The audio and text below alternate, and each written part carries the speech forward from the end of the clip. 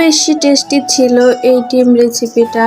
একবার হলেও ট্রাই করে দেখতে পারেন আপনারা। দেখতে এত ইয়াম্মি লাগছে, খেতে কতটা মজা। এই ভাইরাল ডিম রেসিপিটি অনেক আগেই চলে গেছে, কিন্তু আমি বানাইনি।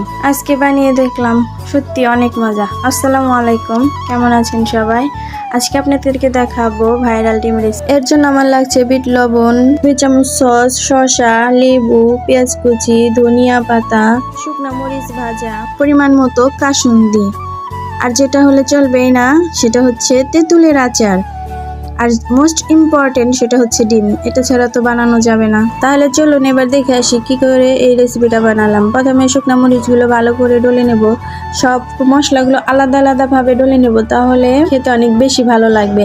একসাথে করে ডললে সেটা ভালো লাগবে না। আগে থেকে ডলে রাখা শুকনো মরিচ দিয়ে সবকিছু মিশিয়ে ভালো করে এই মশলাটা মাখিয়ে নেব, যেটা ডিমের ভিতরে ভরে খেতে হয় আর কি। এই তো দেখতে পাচ্ছেন আমি মাখিয়ে নিচ্ছি। সবকিছু মাখানো শেষে দিয়ে দেব একটা তেঁতুলের চাটনি। এই তো দেখতে পাচ্ছেন আমার মশলা মাখানো শেষ। এবার ডিমের ভিতরে ভরার পালা।